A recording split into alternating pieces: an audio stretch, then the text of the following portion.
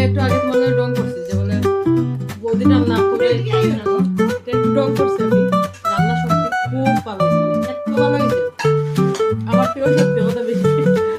পাপড় দিয়ে পাপড় আমি খাই না পাপড় আমি বানাই না। এখানে আমি আমার জাল বইছি লাস্টে ওই সুট দিটা লেজাটা হয়েছে ফেমাস এখন তোমার পাপড়টাও ফেমাস ইয়ো